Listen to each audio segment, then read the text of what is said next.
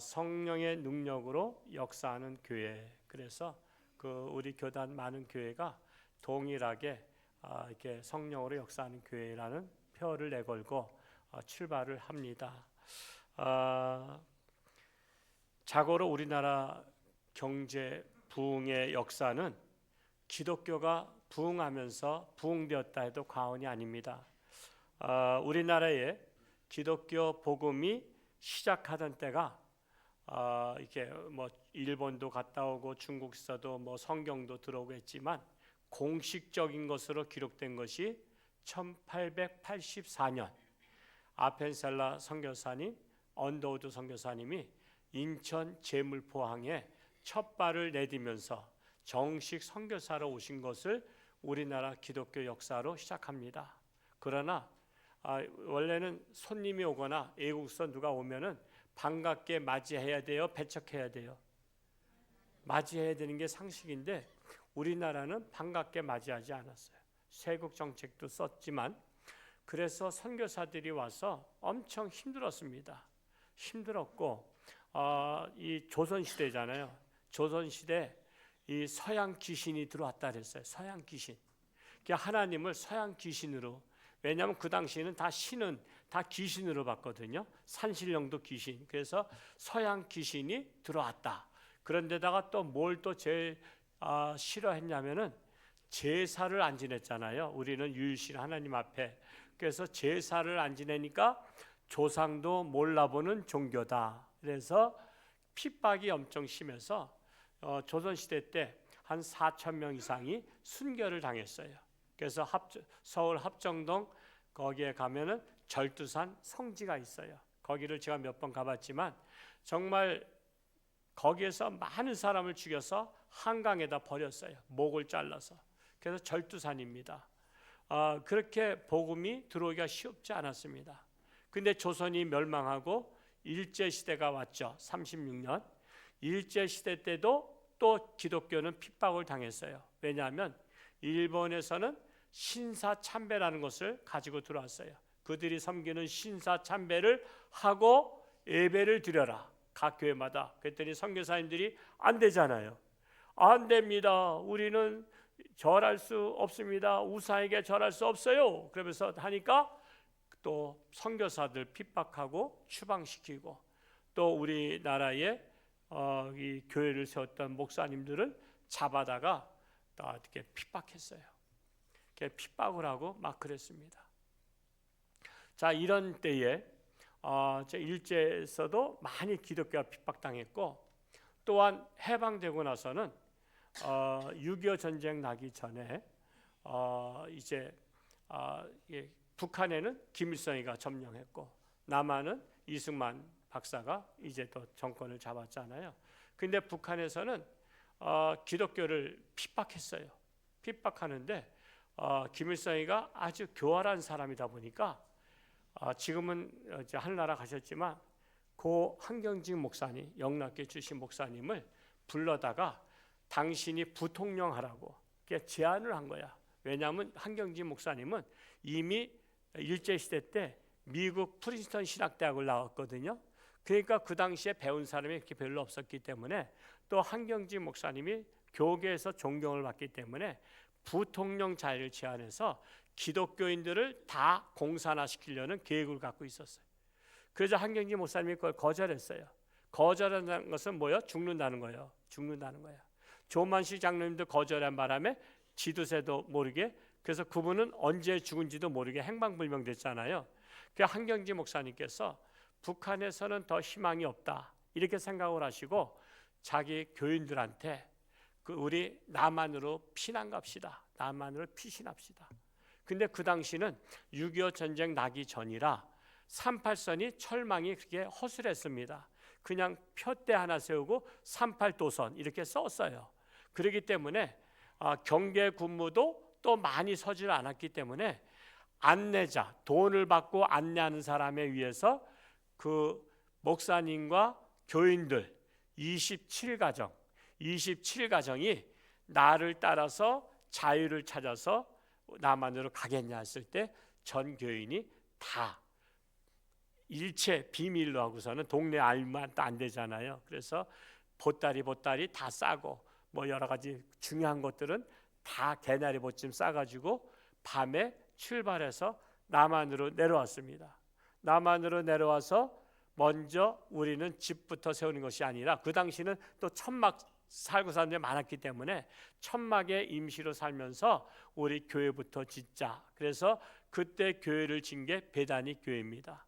베다니 교회를 개척하고 그랬다가 또 이제 영락교회라는 이름을 바꿔서 영락교회가 전성기 시대에는 한 5만 명까지 이르렀습니다.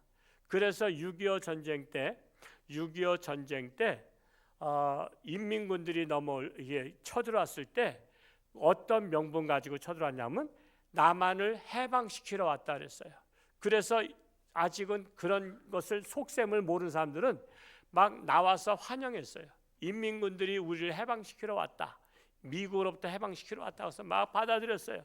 그러면서 숙청을 하기 시작한 것이 바로 고위급들 지도자들 그리고 또 배운 사람들 거기에다가 목사 1순위로다가 목사님들을 다 고발하게 해서 목사님들을 죽이기도 하고 북한으로 끌고 가기도 했어요. 이렇게 기독교 역사는 정말 핍박을 받으면서 우리나라에 뿌리를 내린 겁니다. 그래서 우리나라가 공산주의를 싫어하게 된 거예요. 인민군들이 우리를 해방시키러 왔다면서 우리들을 막 그냥 말 안 들으면 다 죽여버리고 하니까 여러분 전쟁 나서 죽은 사람보다 인민군들에 의해서 서로 고발해서 저 사람은 부르주아다, 저 사람은 나쁜 사람이다, 지주다 이렇게 해서 동네에서 이 자체적으로 죽은 사람이 더 많다는 사실이에요.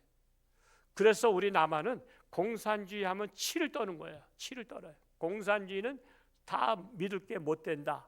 이렇게 된 것입니다.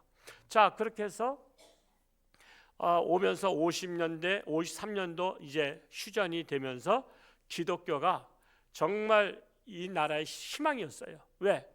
그때 미군들이 원조를 해줬죠. 여러 가지를 물자를 대줬어요. 그래서 교회를 통해서 먹을 것들을 줘서 그 당시 소문이 교회 가야 먹을 게 생긴다. 그래서 교회를 통해서 먹을 것들 나눠주면서 교회가 성장하기 시작했어요. 그러다가 절정에 이른 게 1773년도 미국의 부흥 강사 빌리 그레엄 목사님이 오셨어요. 김장한 목사님 비롯해서 많은 분들이 초청을 해가지고 서울의 여의도 광장, 그 당시는 5.16 광장이라 불렀습니다.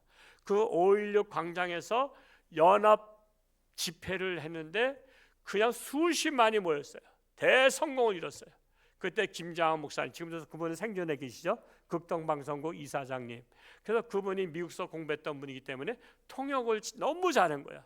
통역을 너무 잘했더니 김장한 목사님이 설교하는 거를 빌리 그레엄 목사님이 영어로 통역하는 건지, 빌리 그레엄 목사님이 영어로 설교하는 거를 김장한 목사님이 우리나라 말로 번역하는 것인지 이게 헛갈릴 정도로다가 죄송합니다.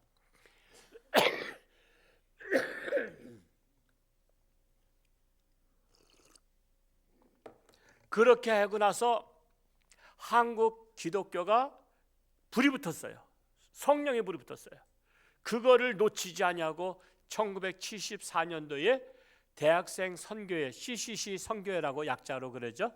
대학생 선교회를 이끌어가고 있던 김중권 목사님, 그분 지금 하늘나라 가셨습니다만, 김중권 목사님이 엑스플로 74 민족 대복음성회, 민족 복음성회, 이 땅에 그리스도의 계절이 오게 하자라는 슬로건을 내걸고 그때 여의도 광장에서 또 다시 했어요. 저는 그때 참석했어요. 저는 그때 74년도에. 그리고 영등포에 있는 구로동에 있는 어떤 초등학교에서 숙식하면서 걸어 다니면서 그때 100만 명 이상 모였습니다. 그들이 다 어떻게 버스 타고 올 수가 없어. 그게 다 걸어온 거예요. 마포에서 걸어오고 뭐 다 사방에서 다 걸어와서 집회하고, 그때가 여름이니까 그때 유경수 여사가 서거했을 때입니다. 그 서거 소식을 집회 중에 들었어요. 그래서 엑스플로 집사하면서 그때 한국 기독교가 자긍심을 갖게 돼요. 자긍심을 가지고 우리가 전도하자. 그래서 제가 그때 배운 게 사형리 전도법이야.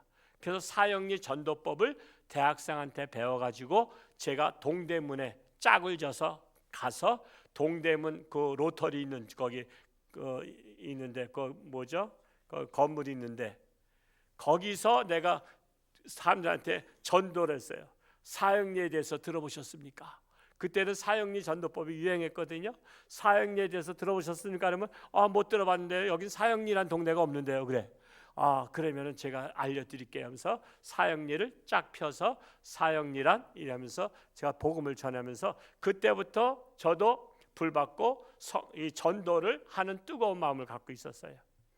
그러면서 그 이후로 77대성에 그 77대성에는 신영균 목사님 그분 하늘나라 가셨지만은 그분이 또 하고 88대성에 하면서 우리나라가 교회가 한 70년 초에 300만이던 교회가 80년, 90년도 20년 만에 1000만 명 도달한 거예요.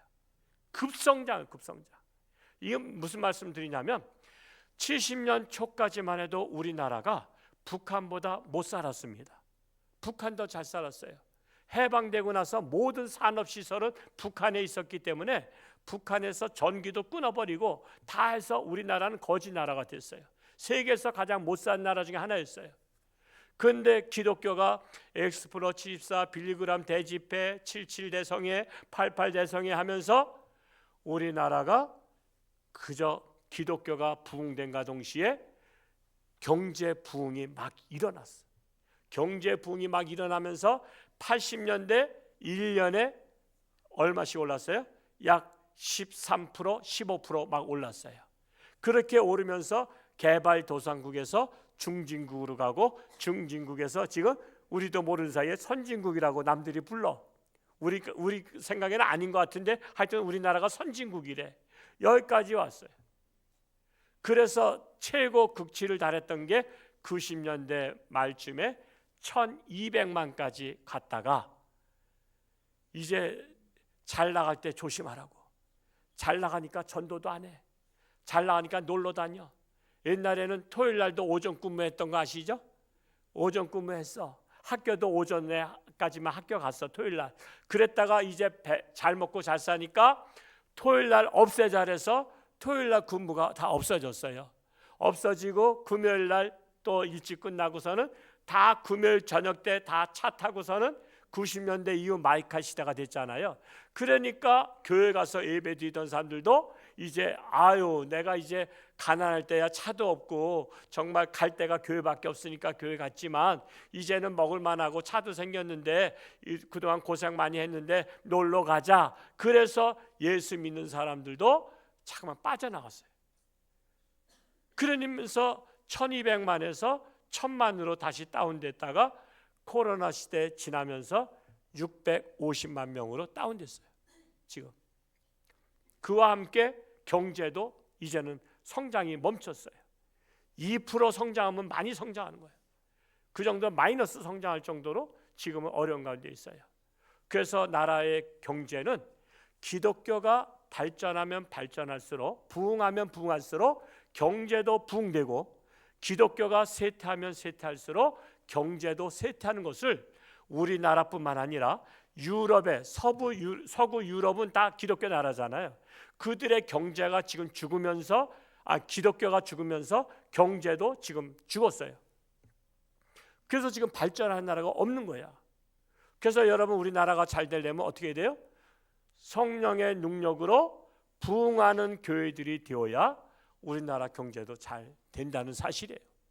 중요한 것은요, 우리나라 DNA는 어떤 게 있냐면 좋은 것은 잘 살면 무기를 만들어서 다른 나라를 침략하자라는 침략 근성이 없어. 우리나라는 잘 살면 잘 사는 것을 가지고 다른 나라를 도와주자는 도와주는 마음이 있어. 은혜를 갚는 마음이 있어. 그래서 우리나라 16개국 참여했던 나라들 중에 어려운 나라 이디오피아라든가 이런 나라들을 우리 교회에서도 양보내게 했잖아요. 260마리 보냈잖아요. 그리고 또 우물도 봐주고 이런 거 했단 말이에요. 지금 화천에서는 화천에 와서 싸워줬다고 화천에 매년 자금을 1000원씩인가 군인들까지도 다 모은대. 그래서 몇 억을 모금해서 매년 이디오피아 학생들한테 대학생 장학금을 주고 있어. 우리나라는 DNA가 그거야. 은혜를 갚는 나라야. 은혜를 갚는 나라. 그래서 하나님이 쓰실 만한 나라가 우리나라밖에 없대. 우리나라는 잘 먹고 잘 살면 다른 사람을 도와주는 나라야. 그런데 다른 나라는 일본도 잘 살면 다시 침략하고 싶은 마음이 있고, 중국도 잘 사니까 지금 다른 나라를 압박하죠. 러시아도 잘 사니까 다른 나라 침략하잖아. 그걸 가지고 무기 가지고. 북한도 잘 살면 침략할 거야. 근데 우리보다 훨씬 못 사니까 무기가 게임이 안 돼. 그러니까 못 쳐들어오는 거지. 근데 우리 같은 형제라도 남한은 무슨 DNA를 물려받았냐면 예수 그리스도의 보혈의 피를 물려받은 것 같아. 그래서 예수 믿는 사람이 많다 보니까 나쁜 짓 하려면 안 돼. 그렇게 하면 안 돼. 그러면서 안 돼 하면서 우리는 선한 일을 위해서 지으심을 받은 자다. 이런 사상을 갖고 있기 때문에 하나님께서 우리나라가 성령의 역사로 부흥하는 교회만 됐다 하면 우리나라의 살고 죽는 문제는 하나님께 달려 있다라는 사실입니다. 이걸 믿으십니까? 그래서 정말 근데 이렇게 잘 나갈 때 조심하라고, 우리가 정신 차리지 못하고 전도하지 아니하고 교회를 떠나고 시간만 있으면 놀러 가고 이렇게 하다 보니까 경제가 침체되기 시작했고, 우리가 전도 안 하니까 대신 누가 해요? 이단들이 날뛰잖아요. 이단들이 날뛰고 이념의 극한 대립을 통해서 온 국민들의 마음은 갈기갈기 갈라졌어요. 그래서 대한민국은 혼란에 빠지게 되었습니다. 이를 수습하고 하나가 되어야 할 교회마저도 이념으로 갈라져서 서로 미워하고 증오하고 갈등하고 있어요. 이러한 문제의식을 심각하게 느끼면서도 이를 해결할 만한 능력 있는 사람이 아직 없다래요. 어른은 많은데 어른다운 어른이 없다 그런 거야. 이게 무슨 말이냐면 어른들을 중시하지 않다 보니까, 어른들을 무시하다 보니까, 제가 어렸을 때만 해도 이웃집 할아버지가 에헴 그래도 가만히 있었어요. 그리고 말 들었어요. 얘들아 그렇게 하면 안 되지. 그러면 예 알았어요 할아버지 죄송해요 그랬어요. 근데 지금은 어느 할아버지도 지나가는 애들이 잘못했다고 얘들아 그렇게 하면 안 된다 그러면 할아버지가 누군데 우리한테 뭐라 그래요? 할아버지가 우리한테 먹여 살렸어요? 저 노인네가 죽지 않고 왜 떠들어? 그래서 지금은 무섭대. 젊은이들이 무섭대.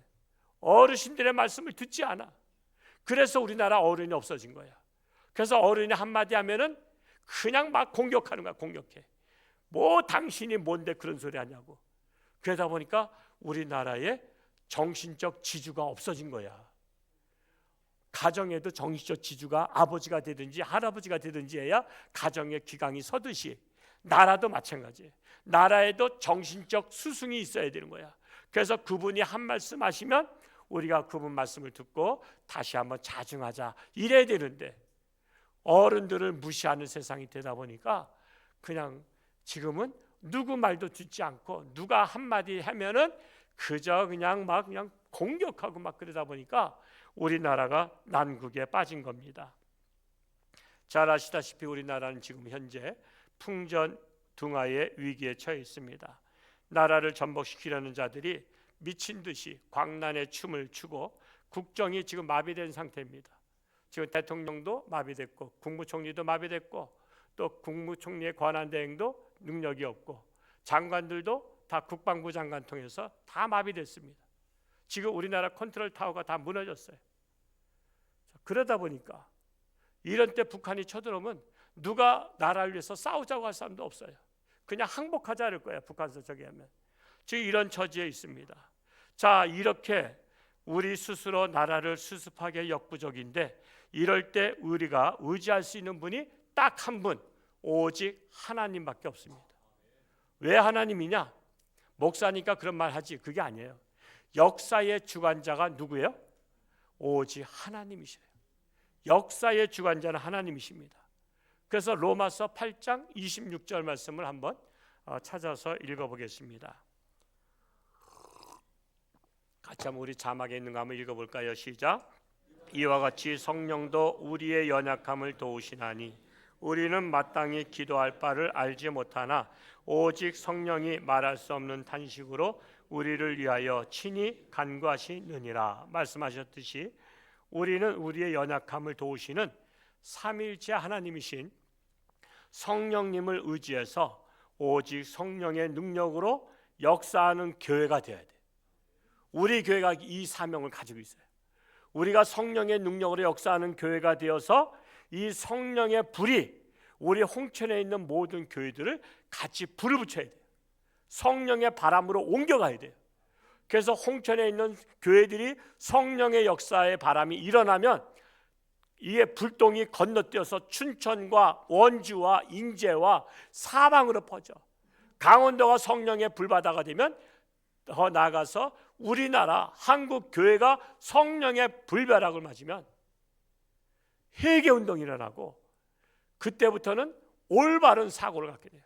여러분, 사람은요, 정신 못 차린 사람들 성령 받으면 딱 뒤집어지는 거 아시죠? 성령 받아야 사람 돼요.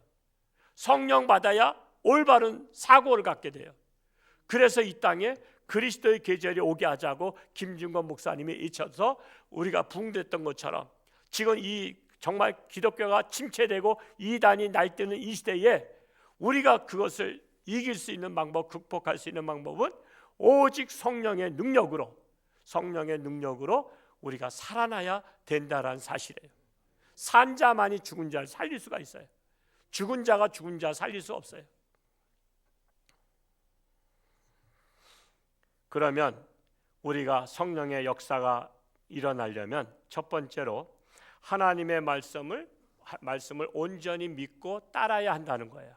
하나님의 말씀을 온전히 믿고 따라야 된다. 신명기 30장 9절과 10절 말씀을 한번 우리 자막에 한번 띄워주시죠. 신명기 30장 9절과 10절 같이 한번 읽어보겠습니다. 시작.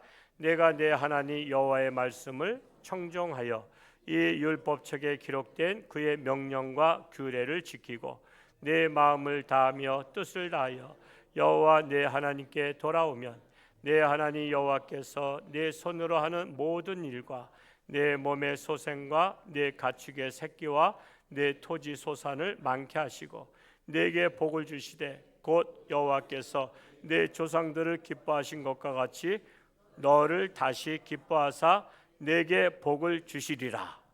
내게 복을 주시리라. 어떻게 할 때? 내가 내 하나님 여호와의 말씀을 청종하고 율법책에 기록된, 즉 성경에 기록된 그의 명령과 규례를 지키고 내 마음을 다해서 뜻을 다해서 하나님께로 돌아오면 하나님께서 복을 주시리라. 그래서 하나님의 말씀을 듣고 청종하는 게 중요하다는 거예요. 자, 여러분은 솔직히 하나님 말씀 믿으십니까? 제가 질문할 때는 조금 경계하셔야 돼요.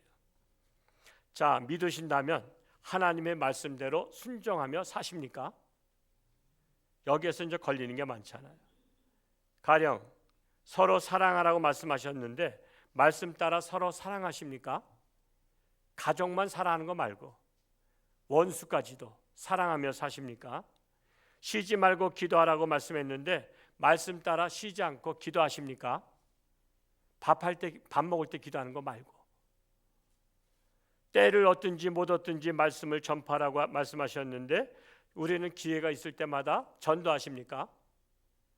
제가 벌써 작년이죠. 12월 달에 저쪽에 주공 아파트 쪽에 목욕탕을 갔어요. 또 목욕탕이 갈 만한 데가 또 거기 갔더니 웬 할아버지가 탕 안에 내가 이렇게 누워서 목만 내놓고 있잖아요. 이제 다 씻고 들어가면 있는데 할아버지가 나한테 접근을 해. 그래서 난 뭘 물어보시라 했더니 혹시 예수 믿으십니까? 그러더라고. 예수 믿으십니까? 그래서 저도 믿습니다. 그래서 난 목사 소리는 안 했어요. 내가 그분한테 가서 전도해야 되는데 그분이 나한테 와서 예수 믿으십니까? 그러니까 내가 목사라고 말하기가 창피한 거야. 그래서 저도 믿습니다. 아이고 감사합니다. 감사합니다. 그러면서 딴 데로 가서 그 군인들이 몇 사람이 와서 단체로 다 이렇게 앉아서 때를 밀고 하는데 거기까지 가서 또 젊은 청년들 예수 믿으십니까? 교회 다니십니까? 그러면서 전도하자고. 그런 할아버지도 홍천에 계셔. 저쪽 다리 건너 있는 교회 거기더라고. 그게 뭐야? 앞으로 전도할 때 목욕탕 가면 뭐 해야 돼 이제? 전도하시라고. 이 모습 이대로 내가 전도하겠습니다 하고 전도하라고. 때를 얻든지 못 얻든지 말씀을 전파하라 했던 것입니다. 그리고 범사에 감사하라고 했는데 감사할 때만 감사하죠? 불평불만이 많아요? 감사가 많아요? 우리는 예수를 믿어도 불평불만이 많아요. 내 이웃을 내 자신과 같이 사랑하라 하셨음에도 사랑하기는커녕 미워하고 원수처럼 인사도 안 하는 분들이 계셔요, 안 계셔요? 저는 최소한도 우리 교인들끼리 좀 인사 잘했으면 좋겠어요. 우리 교인들끼리도 인사 안 하는 분도 없지 않아 계시잖아. 내가 안타까워. 인사해. 무슨 웬수였다고. 원수도 사랑하라 그랬는데. 그래서 하나님 말씀을 믿는다고 말하지만 지켜 행합니까 할 때는 거기다 걸려. 거기다 지켜 행하지를 못해. 하나님의 말씀을 온전히 믿지 아니하면 성령의 역사가 결코 일어나지 않아요. 믿을 때 일어나. 믿을 때 믿음이 중요한 거예요. 겨자씨만한 믿음이 중요한 거예요. 그래서 하나님 말씀을 믿어야 성령의 역사가 일어난다는 것입니다. 두 번째로 성령의 능력으로 하나님의 말씀을 믿으면 기도해야 됩니다. 예수님께서 기도 외에는 이런 유가 나갈 수 없느니라 말씀하신 것처럼 하나님의 말씀은 기도를 통해서 살아 역사하십니다. 하나님의 말씀을 진짜 믿는다면 지금은 기도할 때요, 편안히 잠잘 때요. 지금은 기도할 때잖아요. 알잖아요, 다 지금은. 우리나라 대한민국 국민들은 다 지금 강 건너 불이 아니야. 우리 불이야, 우리 불. 다른 나라가 강 건너 불 보듯이 보지만 우리는 지금 나라 위해서 기도할 때라는 사실이에요. 그래서 베드로전서 4장 7절에 뭐라고 말씀하시느냐? 같이 한번 읽어볼까요? 또 시작. 만물의 마지막이 가까이 왔으니 그러므로 너희는 정신을 차리고 근신하여 기도하라. 만물의 마지막, 말세가 가까이 왔다는 거예요. 그러므로 너희는 정신을 차리고 기도하라. 정신을 차리고 기도하라. 제가 새벽 3시쯤 내려왔더니 또 어느 자매님이 이 앞에서 기도하고 있어서 그냥 살짝 올라왔어요. 지금 철야기도 하는 분도 계셔요. 철야기도 매일 저녁 때마다. 저도 밤에 와서 내려와서 기도하면 좋은데 또 이게 여자분이 혼자 기도하는데 또 좀 그렇잖아, 불편하잖아. 그래서 그냥 목양실에 가서 그냥 이거 책도 보고 이렇게 하다가 그냥 했지만은 우리 지금 기도할 때요. 여러분 지금 기도 안 하면 우리나라가 어떻게 될지 몰라요. 세상 사람들은 기도 안 하지만 우리 하나님을 능력을 믿잖아요. 그러면 기도해야 되잖아. 세상 사람들은 나라 구하겠다고 밖으로 나가서 지금 밤새우잖아. 세상 사람들은 세상 방식으로는 밖에 나가서 나라 구했다고 추위에 벌벌 떨면서 하는데 우리는 하나님 앞에 나와서 기도도 못하냐 이거예요. 기도도 못하냐. 지금은 두 다리 쭉 뻗고 잠잘 때가 아니에요. 나라 위해서 기도할 때입니다. 아시다시피 거짓 선동으로 대통령을 탄핵시켜서 내란 수괴자라고 해서 탄핵시켰는데 어젠가 그저께인가 그거 취소한다 그랬잖아요. 내란 수괴자가 안 되기 때문에. 그래서 그거는 취소하겠습니다. 헌법재판소에다 취소해달라고 했어요. 그 헌법재판소가 또악한 거죠. 아니요, 내란죄로다가 고발해놓고 그걸 취소한다 그러면 어떻게 되는 거야? 그럼 탄핵이 무효가 되잖아. 그러면 거기에 동참했던 200명의 우리나라 최고위급 국회의원들은 최고 잘났던 사람들이 국회의원 되는 거 아니에요? 그분들은 거짓말에 속아서 그 탄핵에 동참했나요? 결국 내란죄가 아니라고 취소해달라고 청원했어. 그걸 받아들였어. 그러면 거기에다가 탄핵에 동참한 사람들은 다 뭐야? 다 바보 된 거 아니야? 거짓 선동에 속아서. 그리고 거기에 또 속아서 또 거짓 선동에 다 국민들이 또 막 동참해. 다 사기꾼에 속은 거야. 홍천에도 속았더구만. 현수막 걸어놨더구만. 내란 수괴자 갈아치자고. 지금 우리나라가 다 거짓 선동에 다 속은 거예요. 여러분, 누군가가 나를 사기치고 속이면 그 사람에 대해서 기분 나빠요, 기분 좋아? 기분 나쁜데도 기분 나쁜 줄도 모른대. 그냥 기분 나쁜 줄도 몰라. 그러니까 감각이 죽은 거야. 양심이 죽은 거야. 그리고 대통령궁에도 대통령이 잘하고 못하고 떠나서 일단 대통령이야. 근데 거기를 노총, 민주노총이 그거를 체포하러 들어가는 게 맞는 거예요? 법적으로 허락이 됐어요? 민노총은 대통령 체포해도 된다고? 우리나라는 지금 다 불법이 성행하는 시대가 됐어요. 그래서 지금 국정 마비됐어요. 지금 마비된 거예요. 누구 편을 떠나서 그러면 대통령 끌어내리고 이렇게 국정을 마비시켜서 대통령 된 사람은 나라 잘 살릴 것 같아요? 그러면 독재 시대가 오죠. 왜? 법을 무시하고 한 사람은 독재로 가거든요. 지금 모든 법을 초법적으로 하기 때문에 독재로 갈 수밖에 없어요. 그러면 독재 나라가 되면 더 좋은 세상 될까요? 우리 북한을 봤잖아요. 중국 봤잖아요. 러시아 봤잖아요. 근데도 못 깨달아. 이게 안타까운 거야. 참으로 우리나라 국민들이 선진국이라고 하면서도 애국 사람들이 웃기는 나라래. 아니, 선진국까지 된 나라가 어떻게 저렇게 엉망진창이야? 야, 법도 안 지키고 제멋대로야. 지금 이제는 정신 차릴 때가 된 거예요. 정신을 차리려면 깨어서 근신하며 기도해야 됩니다. 성령의 능력으로 영안이 열리게 되고 들을 귀가 열려야 돼요. 그래야 세상을 바로 봐요. 영안이 열리지 않으면 앞이 캄캄합니다. 들을 귀가 열리지 않으면 거짓 선동만 들려요. 그래서 넘어가는 거예요. 그래서 세 번째로 하나님의 영을 내 마음속에 모셔야 죽은 영혼이 살아 역사합니다. 오늘 읽었던 에스겔서 37장 14절 말씀을 우리 한번 같이 읽어 보겠습니다. 시작. 내가 또 내 영을 너희 속에 두어 너희가 살아나게 하고 내가 또 너희를 너희 고국 땅에 두리니 나 여호와가 이 일을 말하고 이룬 줄을 너희가 알리라. 여호와의 말씀이니라. 이게 무슨 말이냐면 에스겔서는 바벨론의 포로로 끌려갔을 때 쓰여진 거예요. 바벨론의 포로로 끌려갔을 때에 하나님께서 내 영을 너희 속에 두리라. 포로들에게 하는 메시지예요. 내 영이 뭐예요? 하나님의 영.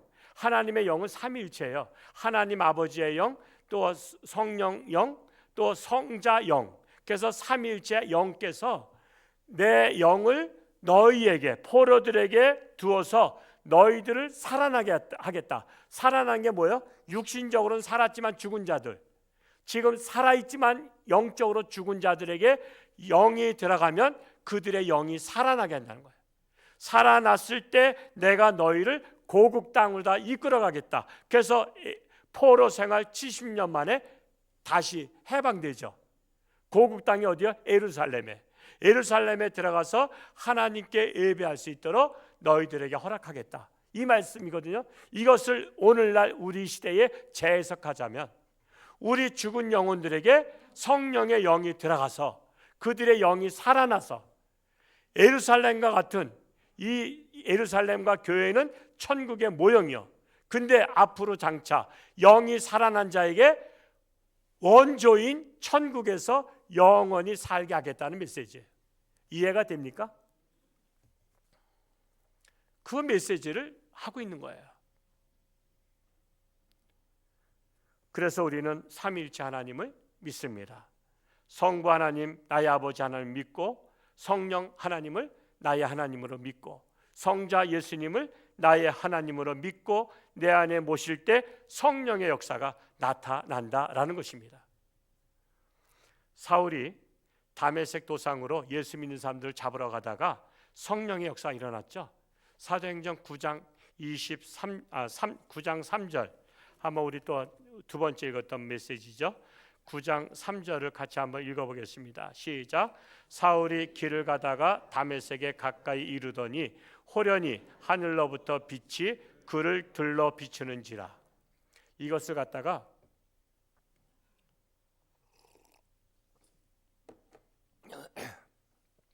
인본주의 신학자들이 어떻게 말하냐면 그거는 성령의 역사라고 표현했지.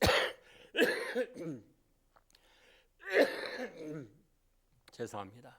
성령의 역사로 표현했지만 그 떼약빛을 가다가 구름이, 우리 그런 거 있죠. 구름이 이렇게 쫙 위에 이렇게 퍼지니까 햇빛이 구름 속에 숨은 거야. 그렇죠? 그러면 좀 어두워. 그랬다가 구름이 바람에 밀려갔어. 바람에 밀려가서 갑자기 햇빛이 딱 나오면 반짝하죠. 반짝하면서 굉장히 환해. 어둡다가 환해지잖아. 그래서 그 다메섹 도상에서 구름이 햇빛을 가렸다가 햇빛이 바람에 밀려가니까 햇빛이 떠서 그것을 갖다가 성령 빛이 왔다고 이렇게 말하고 있다라고 인본주의 신학자들이 말해요. 자, 그러면 반론을 제기하겠어요. 우리나라도 그런 일이 있어요, 없어요? 많죠.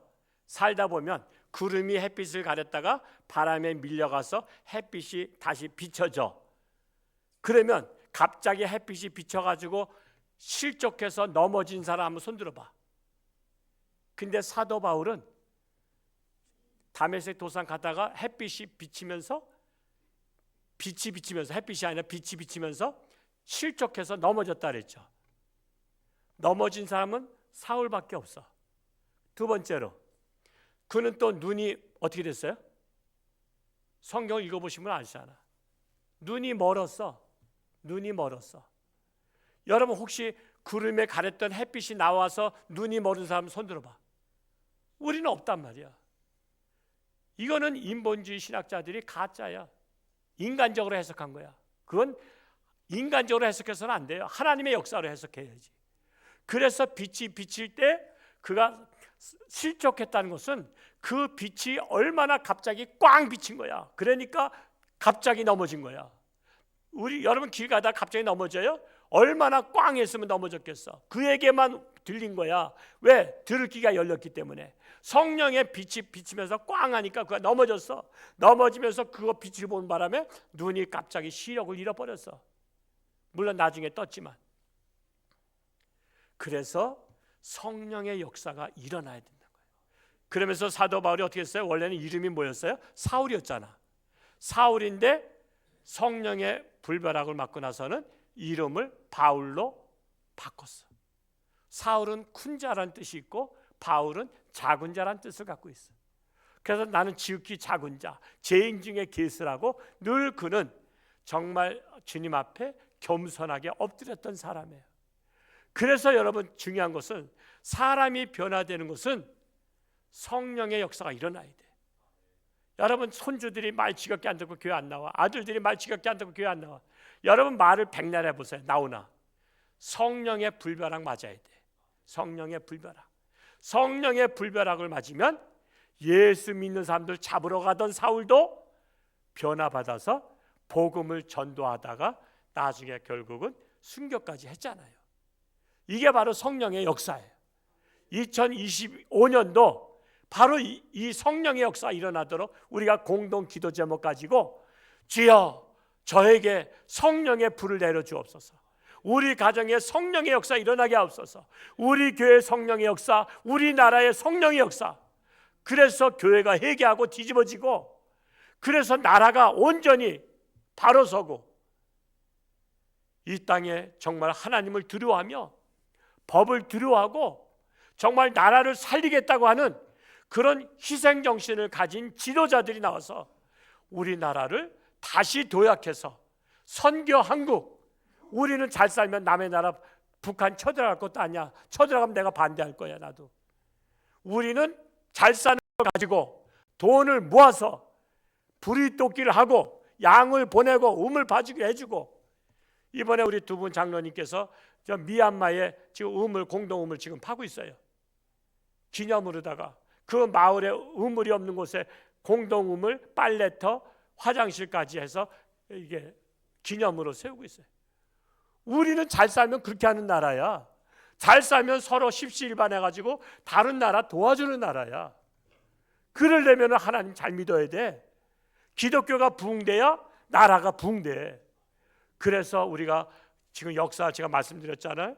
70년대, 80년대, 90년대 기독교가 급성장할 때 경제가 급성장해서 선진국까지 왔는데, 지금 기독교가 정신 못 차리고 쇠퇴하면 나라 경제도 쇠퇴하고 망하는 거예요.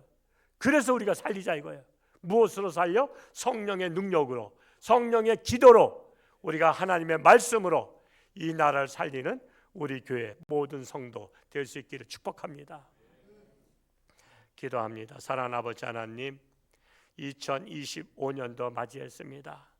참으로 다사다난했던 한 해를 마무리 짓고 넘어왔지만 그럼에도 불구하고 마음이 편하지 않습니다. 나라가 풍전등화 위기에 빠져 있습니다. 참으로 이렇게 혼란 속에 빠져 있고, 민노총은 대통령을 끌어내리겠다고 하고 경찰들 막다가 두들겨 맞아서 혼수 상태에 빠져 있고 짓밟히고 있습니다. 공권력이 무너졌습니다. 이럴 때 인간의 힘으로 할 수 없지만 하나님은 역사의 주관자가 되시기 때문에 이 나라를 하나님께 맡깁니다. 하나님께서 이 나라를 주장하여 주옵소서. 그리하여 진리가 승리하게 하시고 올바른 지도자들이 세워져서 선교 한국되게 하시고 정말 세계를 도와주며 복음화하는 우리 대한민국 되기를 원합니다. 그리하기 위해서는 우리 교회부터 성령의 능력으로 부흥하는 교회가 되고 회개 역사가 일어나고 한국 교회가 성령의 부흥으로 역사하는 교회가 되면 하나님께서 우리나라를 온전한 나라로 들었을 것을 믿습니다. 이 사명을 가지고 금년도 힘차게 목표를 향해서 달려가는 우리 모든 성도들, 우리 교회 되게 하여 주옵소서. 예수님의 이름으로 기도하옵나이다. 아멘.